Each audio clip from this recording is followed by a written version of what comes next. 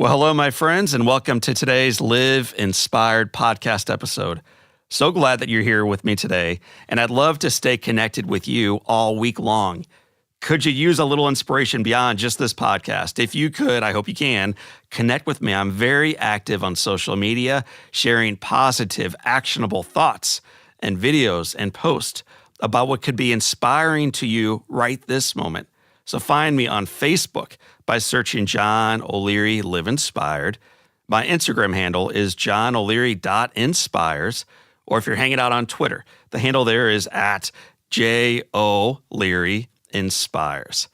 Anywhere that you are on social media, we are hanging out as well, and we are sharing news that is elevating for you in your work, in your relationships, and in your life. I'm looking forward to seeing you there.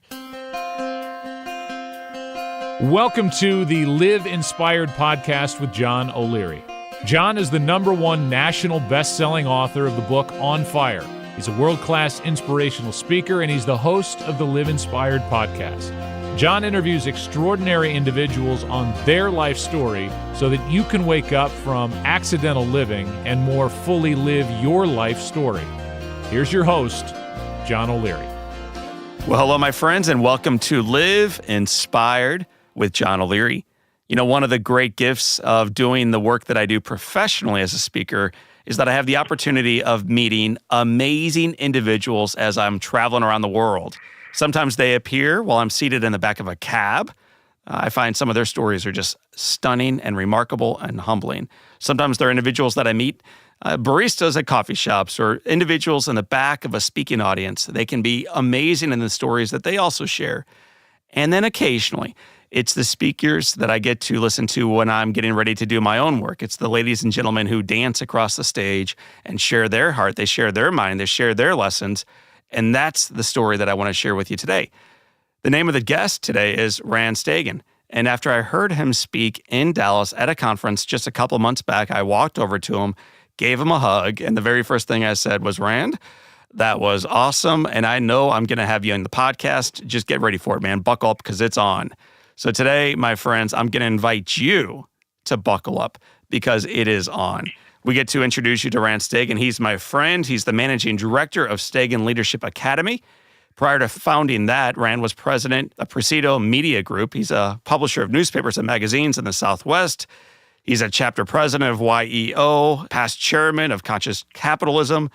He lives in Dallas. He's got 2 daughters. He's an amazing guy. He's with us on the Live Inspired podcast. So do me a big favor. Open wide your minds.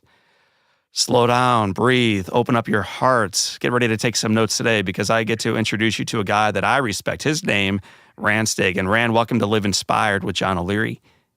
All right. Well, thanks for the introduction, John, and the warm welcome. It's great to be with you and all those listening. Well, in most of the seminars that I am part of, we talk about getting more done. We talk about sales. We talk about motivation or execution or engagement. And then along comes Rand Stagen, who sits on stage and helps us slow down so that we can do more effective work going forward. I loved the process you guided us through. We're going to be talking a lot about conscious capitalism, a lot about meditation, a lot about recalibrating, a lot about leadership. And yet, before we talk about that stuff, Rand, give us a snapshot of the work that you're doing today. Sure. So, broadly speaking, as you mentioned, I'm a partner in a leadership academy, a brick and mortar school, we could call it, here in Dallas, Texas, and we work with leaders from a variety of different backgrounds from all over the United States and a little bit in Canada who come to Dallas to train with our faculty. You mentioned conscious capitalism, and so one way to think about what we do is part of our work is on the consciousness side, the soft side of leadership. So it could be around finding a sense of meaning or purpose. It could be around influence. It could be around connecting and moving oneself and moving others towards meaningful goals. And on the other side of our work is the capitalism piece. And so what we've been attempting to do is integrate for the last 20 years in our work is integrate the best of that soft side of leadership and sometimes would be called the sort of idealistic side of leadership, with the more pragmatic side of leadership on taking concepts and putting them on the ground, and really, as you said, making things effective. And so broadly speaking, I hope that I can speak to anyone listening that there are really two domains of anyone's life, whether they're leading a family or leading a business as a CEO, and it's that intangible side and the tangible side. So broadly, that's what we're up to in Dallas. Well, I spoke just yesterday with a group called Undivided, and they help people with wealth management, but they're really about focusing on knocking down the walls that separate us from the conscious and unconscious, and work and life and relationships and spiritual journey and physical life, and how all of this stuff plays together as one. When I sat through your session, that's what I experienced. I felt lighter and better after we experienced what we walked through together. I want to share that experience with our listeners today. But before we get there, Rand, you live in Dallas, but it's not where you grew up. You grew up on the East Coast. Take us back to Connecticut. I did. I grew up in Greenwich, Connecticut, about 45 minutes outside of New York City. One sister, 3 years older, and my mom, who I was raised by. My dad lived in Seattle. Parents were divorced when I was young, and so was basically there through high school, and then wanted to do one thing, graduating on the East Coast from high school, which is I wanted to get to a warmer climate, and so I found myself going to Southern Methodist University, SMU in Dallas, and I have been here since 1989. So you scooted forward pretty quickly along the journey. As you look back at those formative years, share one really profound leader who stepped into your life and shaped who you became as a young man and now as a more seasoned veteran of leadership. Yeah, I mean, it's a great question to think about what experiences we had being shaped early on, and I would imagine that with many of your guests, so many of the times, family members were part of that kind of early mentoring. And I had my grandfather on my maternal side, my mom's father, was someone who had a pretty significant impact on who I have become, and I would say that's the top of my list is my maternal grandfather. Just talk about your grandfather for a moment. I think when you go deeper into relationships with individuals, for me, one of the things that is always most attractive about them is to learn about the people who influence them. And almost like a tree, you see like the little rings of their influence within them. And so I'm curious about your mother's father. What was it about him that really shaped the guy that I'm talking to today? Yeah, it's fascinating as I'm smiling listening to the question as you sort of double click in, because so much of what has shaped me came from the kind of home he built. So he grew his business. He was also an entrepreneur. He was a mechanic and owned an automobile shop and a gas station in California, right near San Jose in what's called Cupertino, and where my mother grew up and ultimately moved herself to the East Coast, where I was raised. But when I think about the sort of origin, it's that my grandfather created an environment, a very loving and a very progressive environment for his family. My grandmother obviously being a part of that, and then my mother and her sister. And I would have to say, John, that the environment that I would visit every summer I'd spend about 6 to 8 weeks with my grandparents every summer, literally my entire childhood, all the way up to high school. And what I really would appreciate in retrospect, looking back on it, is just the progressiveness. And since you and I first met when I was doing a mindfulness workshop at the conference we were at together, one of the things that I haven't thought about in many years is that the first time I have a memory of someone meditating, it was actually in the 70s, in the mid-70s, when I was born in 1970. So I was probably 5 or 6 years old, and I was at my grandparents' home, and I remember seeing my grandmother, and this was very progressive, right, back in the 70s, and I remember seeing my grandmother sitting in a chair with her eyes closed, and I didn't know what it was, and that was my first memory of meditation was seeing my grandmother sit in a chair with her straight back straight and eyes closed and hands on her knees, and so it's interesting that sort of the origin of where you and I met goes back to the story that I'm telling right now. Well, and I grew up in a Christian home, and we pray. We seldom actually just sit there in silence, actually, though I think that's one of the finest forms now of prayer. And after getting burned, I was exposed to meditation by a guy named Dr. Halford, and kind of an Eastern type physician. And he really taught and trained and encouraged his patients to believe in the power of meditation. And here I am as a little 9-year-old boy, 10-year-old boy, getting great benefits from slowing down and counting my breaths and experiencing life by focusing on the stuff that you can actually control and letting your thoughts go. And you are an expert at this. You may not like that term, but I experienced your life, so I know it to be true. When did you realize that you were called into conscious capitalism and teaching others how to slow down and meditate and focus?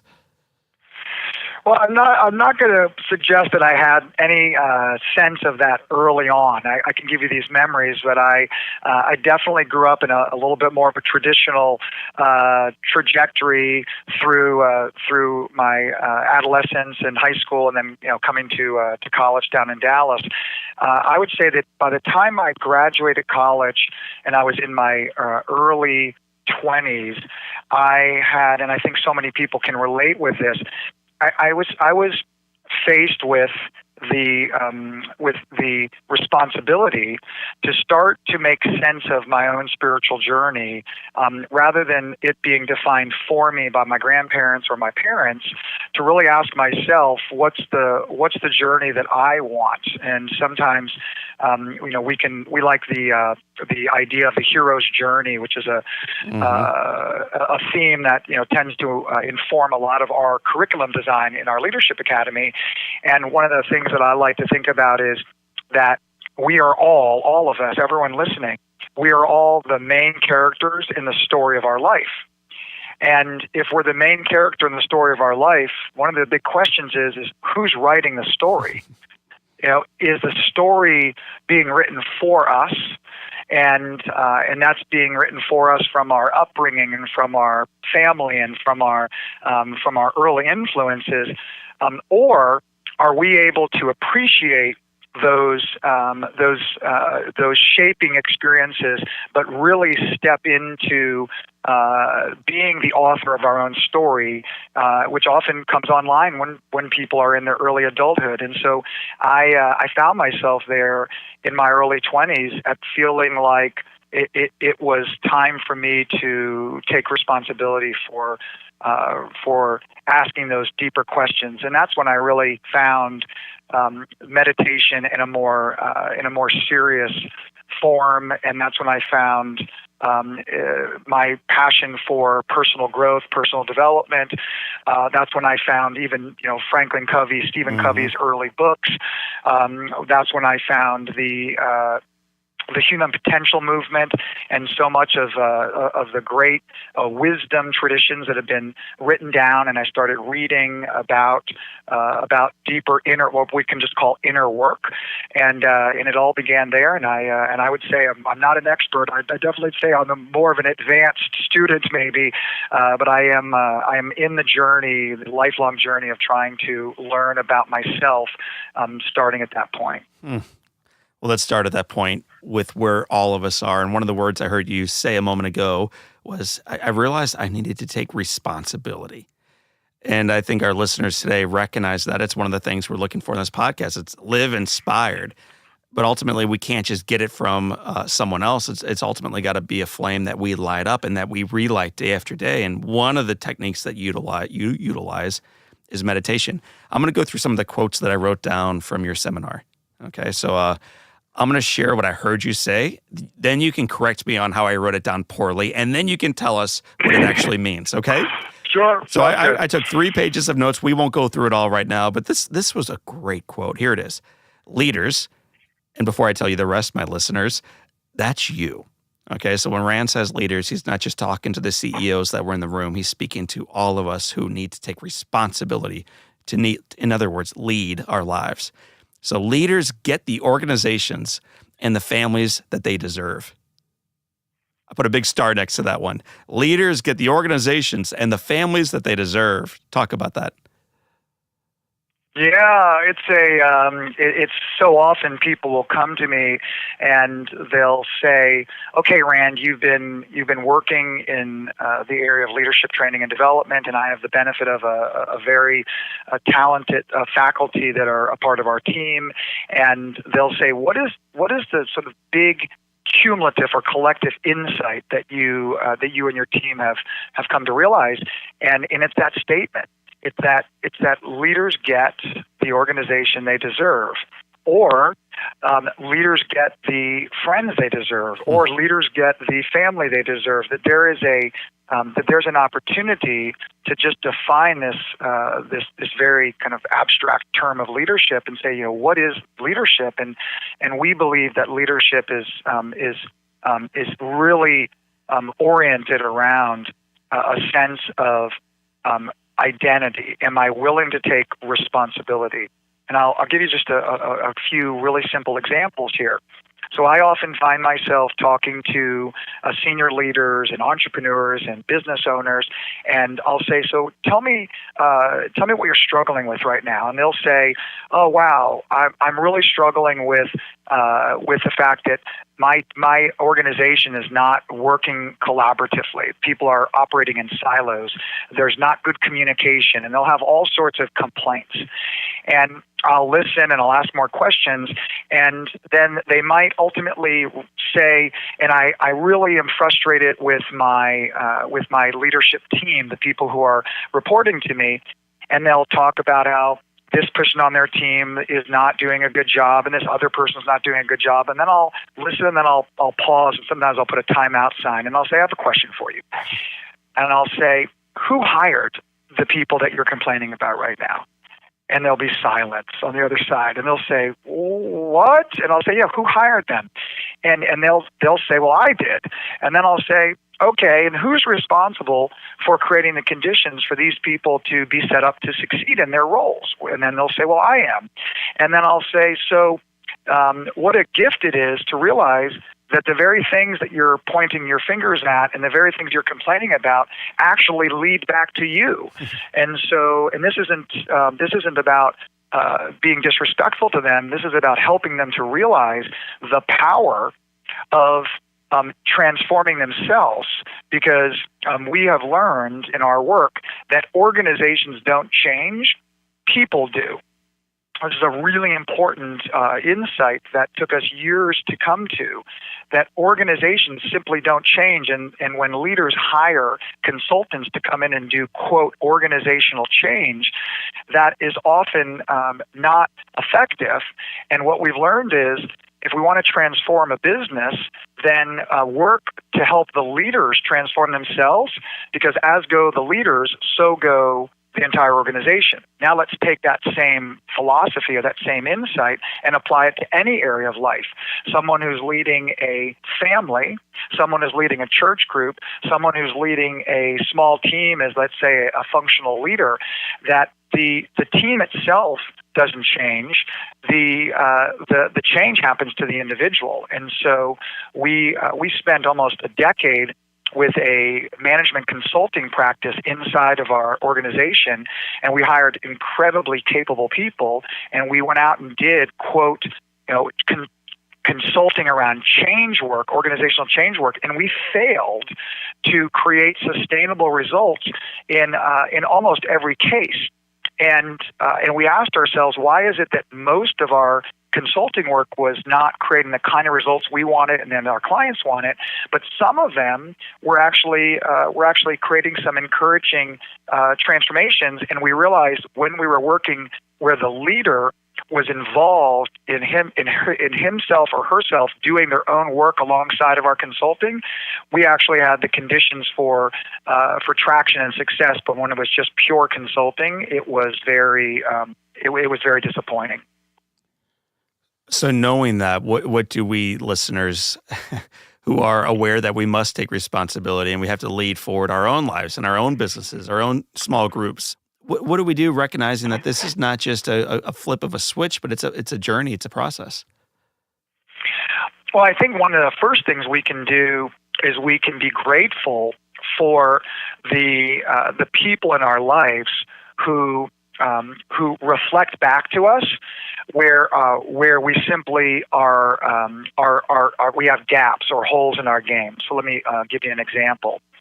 So it's pretty obvious that if I were to talk to someone and say, "Hey, tell me what's going on," and they say, "I've got a family member, or I've got a colleague, or I've got a friend," and we hear this often, John, and they made me so mad, like Susie made me so mad, or Bill made me so mad. Well, the first thing in there in the language is nobody can make us feel a certain way.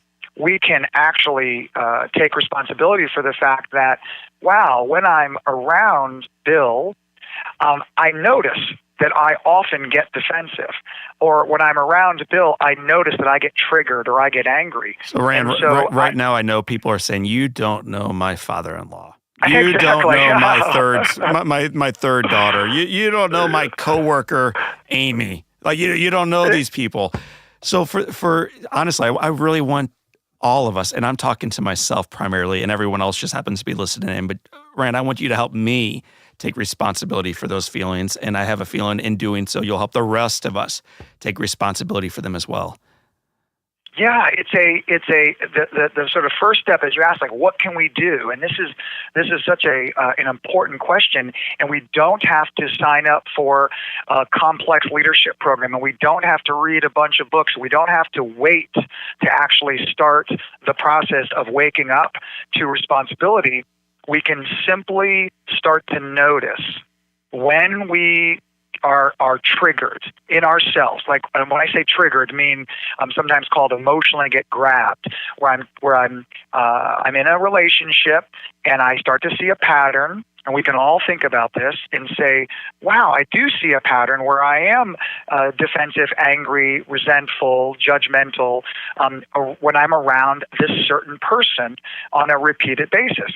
And we can either make it about them, she made me, he made me, or we can say, I notice in myself that this is happening inside of me. And then instead of actually trying to push it away, and this is really, this is sometimes what we call the power of unconditional responsibility, is to say, I am going to take unconditional responsibility. I'm feeling this emotional trigger around this person, could be a family member, and actually pause and be grateful and say, if it weren't for that person, then I wouldn't actually be aware that I have this sort of area that's underdeveloped in me. If I was resourced enough to deal with this particular dynamic with this person, I wouldn't get grabbed. I wouldn't get upset or defensive or angry. But because I'm getting angry or defensive in this particular moment, what a gift it is to have that person as a teacher in my life, to have that person there to shine a light on that part of me that simply isn't yet developed and isn't yet resourced to be able to be in that particular situation and that particular exchange without getting grabbed, without getting angry. And so this is the road less traveled for leaders, is to recognize the gifts all around us, as opposed to trying to point fingers and say he did this and she did this and I'm gonna make it about other people, as opposed to saying I'm just gonna make it about myself. Rand, I love the direction this is all going, and I also recognize that some of our listeners are probably thinking, man, this is like Pollyanna. Like, you can't tell me that my 3-year-old doesn't drive everyone crazy. So I'm going to share another quote that I wrote down that I think will empower them to recognize the gift of responsibility and awareness. So here's the second quote. With awareness, there is choice. Without awareness, there are only habits. So this might be worth writing down to our listeners. I'm going to say it one more time, and then I'll ask Rand to reply on what is he saying here. So here it is. With awareness, there is choice. Without awareness, there are only habits. Yeah, thanks for writing that one down. That's another way of getting at the idea of responsibility. I can only take responsibility for that which I'm aware, and otherwise, it's happening to me. And so, if life is happening to me, and I don't have that awareness, I'm not going to be able to step into responsibility. And so, for everybody who's listening, I want to really unpack this concept. And what John is saying is that when we have awareness, we can then choose. We can choose to respond in a variety of different ways. And it could be like, I'm aware, and so now that I'm aware, I can choose to, let's take John, because I want to make this really practical and not just theoretical. Let's say that my 3-year-old, or let's take a little bit beyond that. I've got two daughters, 13 and 11. Let's say that my 13-year-old does something, and in doing that, I find myself getting upset. I find myself grabbed emotionally. If I'm unaware of that happening in me, my habit, my reactivity could be to yell at her or scream at her, and that means that I'm just habitually reacting, and that is unfortunately the drama that plays out for so many of us in our families and in our work life, versus the ability to notice. And there's just that small moment to be able to notice, wow, my daughter said something, and she may have said something that was inappropriate or disrespectful or crossed a boundary, and I can just pause enough in awareness to notice, wow, I'm really angry by this. I got triggered, and then I can take a deep breath, and I can, with that awareness, I can choose how to respond. It doesn't mean that I choose to stay silent. The conscious and deliberate choice might be to come back in a very assertive and a very firm way with a boundary or with a consequence. But that's me being at choice versus me just reacting habitually and then regretting it that I got pulled into the drama after the fact. I don't know if that's making sense. What I'm trying to. Anyone who's ever done life with anyone besides themselves, they're nodding their heads to this, because we are all, if you're honest about it, easily triggered. And it is so easy to point fingers at the 3-year-old, 13-year-old, 11-year-old, 64-year-old, in-law, whomever it may be, the guy who cut you off on the highway. Very easy to be triggered. And you are freeing us of that liberation. The guy, as an author who I maybe look up to more than anyone else, Viktor Frankl, I remember wrote something like, everything can be taken from you but one thing, the last of the great human freedoms, to choose one's attitude in any given set of circumstances, to choose one's own way.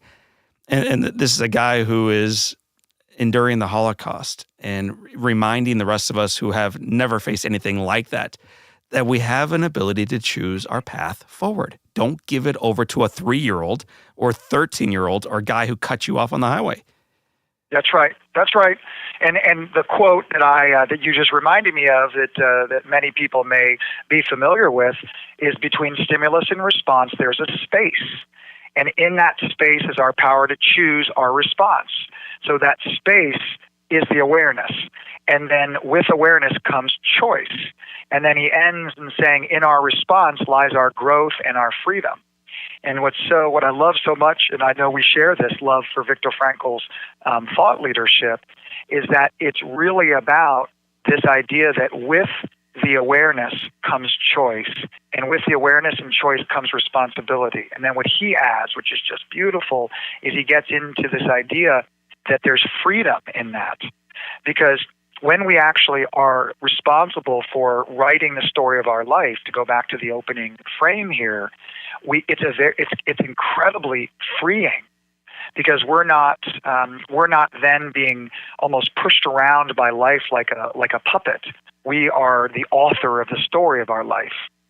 One of the things you layered onto that while we were together was this idea of not only are you the author of your life, which is a gift, and this is not for the spiritualists in the room, I'm not saying that you are bigger and better than God, but you do get to choose how you respond in any set of circumstances. So let's do author that response, that next step, and to recognize that it has an effect on those around us. You talked about mirror neurons. To talk about what that is, why it matters, and how you know it's real. Well, I mean, there's many people are familiar with the idea of emotional intelligence, and emotional intelligence has gained quite a bit of popularity in the last 20 or 30 years, especially in the United States, with the research that has been done around the role of emotions in leadership effectiveness. And yes, it's wonderful that leaders are able to draw upon their intellectual horsepower, and we want that to be able to solve problems. But leaders who are the most effective can bring the versatility of their intellect with their emotional awareness and their emotional intelligence. And everything we've been talking about as it relates to awareness and choice is in the emotional intelligence domain. It's called self-awareness and self-management, which is the intrapersonal dimension of emotional intelligence, and then there's the interpersonal dimension, which is social awareness, like you and someone else, and then being able to manage that social awareness is the other dimension of EQ. And so, what has come online in the work of Daniel Goleman in particular, who's a popularizer as an author of emotional intelligence, he put forth in a Harvard Business Review article years ago, which I loved. He put forth this idea about something he calls the mood contagion. And what he said is that the mood of a leader is contagious, and it spreads through relationships, just like a contagion spreads through the body. And the responsibility that we all have in positions of leadership, said another way, positions of authority or responsibility, or even in positional powers where there truly is a hierarchy. And I would say that you talk about 3-year-olds or 13-year-olds, parents have a leadership responsibility to children, and so they are the leaders, and just like bosses to his or her employees. And what Daniel Goleman's work found is that while moods tend to move from one person to another, what his research found is that the mood of the leader has a disproportionate impact on others. And so the CEO's mood has a disproportionate impact on the executive team, or the mother or the father's mood actually disproportionately influences the family system. And then what came online in the last decade or so from a standpoint of awareness through media is something called the imaging of the brains. And what they found is that it isn't just a theory that these moods move from one person to the other. We now know about the concept of mirror neurons, where when you are with other human beings, those are the way that we have our human body is and our physiology is developed, and it was out of need. I think the example I gave at the speech you were at was. There were times when our safety was determined by our ability to be in tribes, and so if an animal comes out and is threatening to me, and you and the rest of my tribe are behind a bunch of trees, and you can't see the threat of the animal, that I will feel the appropriate fear that there is a life or a life-threatening situation, and then my brain chemistry will actually be picked up on by the people who are close proximity to me, and they'll feel that, so that we can safely all flee in that case away. And so it's a biological reality that moods are contagious. Now, of course, we're those that are listening. And let me just, I'm going to stop you just for a moment, because that's shocking. I mean, the idea that I can be terrified walking into a house or angry walking into a home, and without saying a word, my little ones are going to pick up on it. Or I can come off a flight and be just exhausted and wiped out and full of so much anxiety and stress. And now my colleagues are going to feel this. Or that I'm going to walk into an audience and be fired up for life, and they may feel that without even speaking.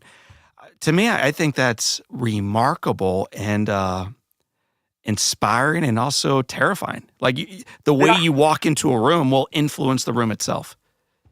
The way you walk into a room will influence the room itself, and even the micro behaviors that people are picking up unconsciously in a mother or father or leader at work will actually be picked up and interpreted at a very subtle level. And so the idea here is that we're leaking. Okay, and this is one of the big practical sort of paths forward on this. We're always leaking as leaders. And the question is, what are we leaking? Are we leaking in positive ways, energetically, or are we leaking in dysfunctional ways, in ways that are undermining our own potential and the potential of those around us? And so this goes back to the idea, just to continue to stay with this spine of responsibility, that as a leader, I not only need to take responsibility for my own feelings and my own emotions, and realizing like, wow, there's all these things happening, but they're not happening to me, okay? I have the choice to respond. I can't control what's going on the outside of me, but I can control how I respond to what's going on, how I relate to what's going on. But also, now it gets into the really challenging part, that what's going on inside of me. We sometimes say in the conscious capitalism community that conscious leadership is an inside job. Mm-hmm. Right? The conscious leadership is an inside job. So if I start to recognize what's going on inside of me, then I realize there's a whole nother level of responsibility, because what's going on inside of me is actually influencing what's going on inside of the people around me. So knowing this, as we get ready to put a bow on it, knowing this and knowing that we live and play and work in the marketplace that we all live and play and work in, there's a lot of noise. There's a lot of yelling. There's an awful lot of fear. There seems to be an awful lot of anxiety. There seems to be a longing for more hope and optimism and courage and humility. Knowing that this is all the headwinds that we face, what do you specifically do, Rand, to kind of slow down and own what you can and influence those around you as positively as you can? I am working on as I said at the beginning of the call, I am working on the never-ending opportunity to just keep noticing, just keep noticing, just keep noticing.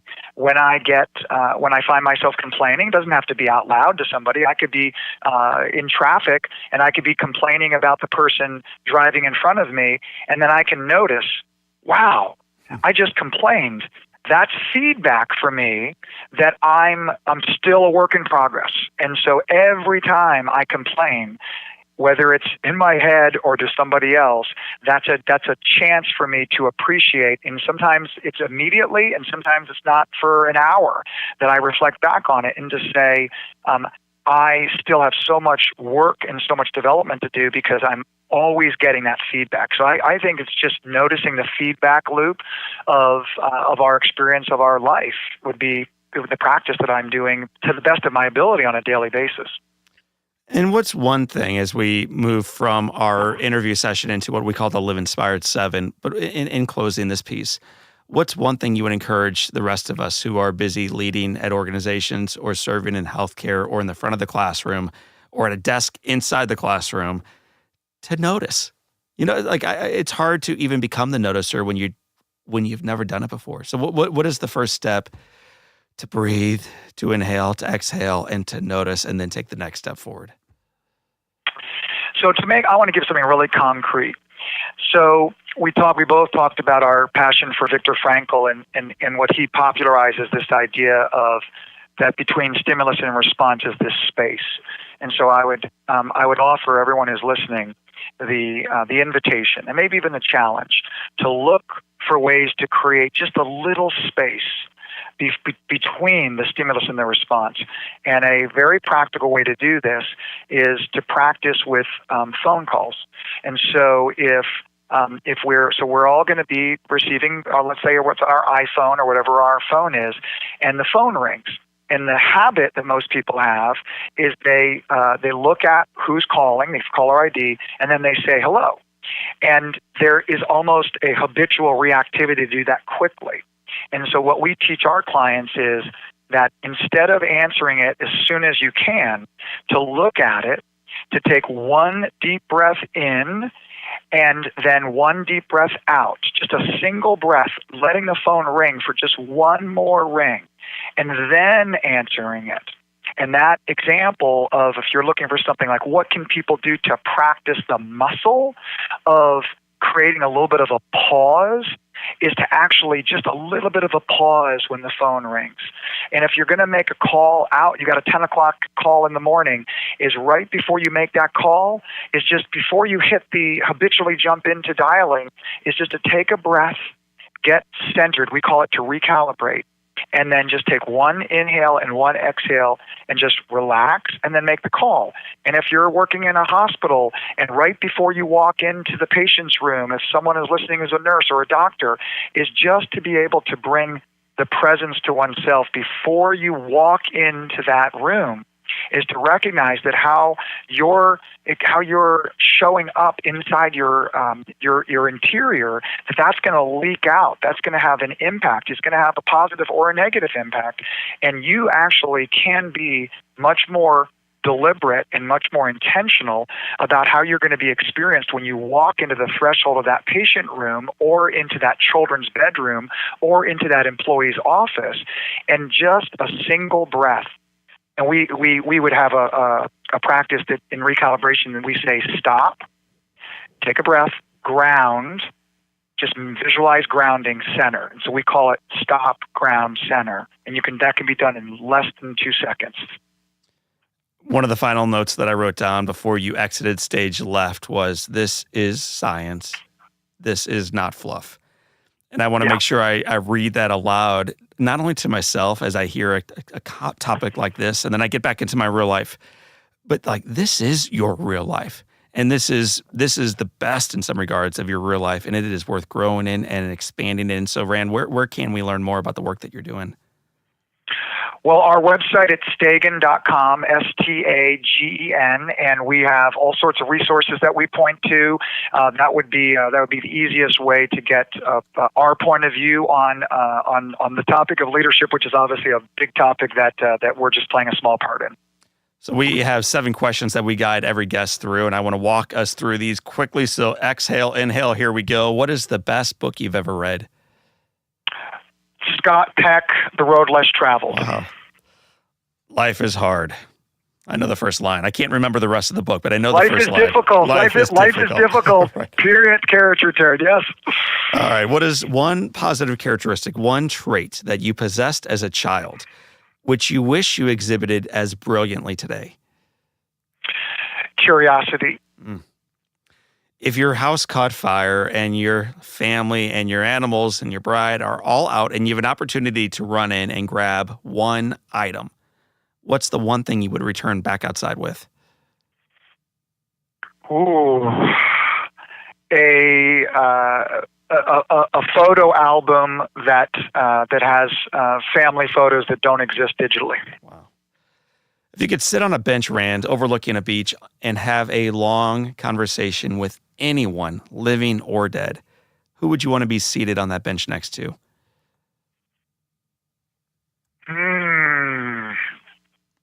I would say that's a good question. I might right now want to have a conversation with Pope Francis. I'm Catholic. I was raised Christian, and and as a student of leadership, I'd want to talk to him and try to understand how he's managing such a complex and such an important time in the history of his institution, and I just think that would be a fascinating way to learn about leadership. you're asking a very broad question, but what do you think his answer back to you might be? So, Pope Francis, you're managing all this stuff. It's coming at you from a million directions. You're unpopular with these folks because of this and these people because of that. How do you lead forward, and how do you think he responds back to you? Wow, I wasn't expecting you to ask a follow-up question there. Well, the first thing is I don't know. I think that his answer would be a combination of I talked about intellect. I think he's a very bright, systemic thinker, and I think there would be part of this would just be strategic, and I think part of his answer would likely be informed in a spiritual way, because he seems to be operating with a very big time horizon, and I think that leaders often operate with a time horizon of this quarter or this year, and I feel like he's making decisions to the best of his ability that are in the context of a multi-generational process, and I'm in awe of how he's showing up and the courage that he's exhibiting. But I just don't know, John. That's why I'd want to sit with him and listen, because it's in many ways it's really beyond me, the complexity of what he's facing right now. Well, yeah, I'll be on the other side of the bench, and so maybe he'll you and I there together. What is the best advice that you've ever received? I'm not saying this just because you appreciate it. Life is difficult as the first line of my favorite book. The best advice I've received is from Scott Peck, the author of that book, that life is difficult and life is a journey, and the journey is about engaging life and learning how to relate with life. I really do feel like that line, which comes from that book, it has so much wisdom in it, because so often we look for life being easy and we ask ourselves, why do I have so much difficulties in my life, instead of recognizing that life is just happening, and it's not what's happening, it's how we relate to what's happening. And so this whole idea of, can we be in this dance of shaping and being shaped by our life, and that advice I consider to be exceptional. And that's cool. Can we be in this dance of shaping and being shaped by life? Very, very powerful. What would you tell your 20-year-old self? I would tell my 20-year-old self to learn to be more present in the moment and not be so worried about the future, and not be so critical of past situations.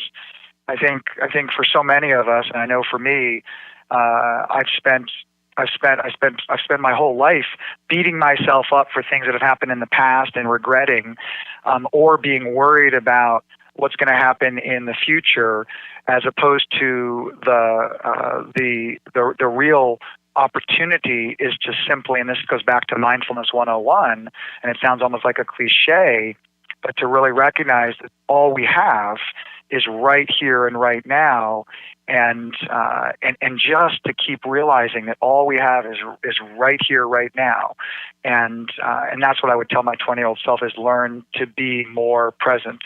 And I'm not sure that my 20-year-old self would have listened to that when I was that age. Junior SMU partying, man. I'm not sure you'd hear it, but I hope our listeners hear it. All we have is right here, right now, and it's enough. So, Rand Stagen, this has been a pleasure. It has been said, as we move into question number 7, that all great people can have their lives summed up in one sentence.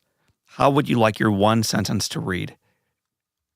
I don't know if I can answer. Is it appropriate to say I have to just that's such a big question. It's such a beautiful big question. My one sentence, he cared. I want my life to to have been an expression of my care, and there's a beautiful concept that I was asked once as a question from one of my mentors, and he said, tell me what you care about, and I will tell you how big you are. And that's been with me for 15 years. Tell me what you care about, and I'll tell you how big you are. And I would want to be known as somebody who cared and who played really big because of that. Well, Rand Stagen, you are a big man. You're a great leader. I love the fact that you are a student and a teacher and a learner and a father and a husband and a servant with a big heart who cares mightily. Life is a dance between being shaped and shaping life. Make something beautiful. My friends, this has been an hour with Rand Stagen. I am John O'Leary, and this is your day. Live inspired.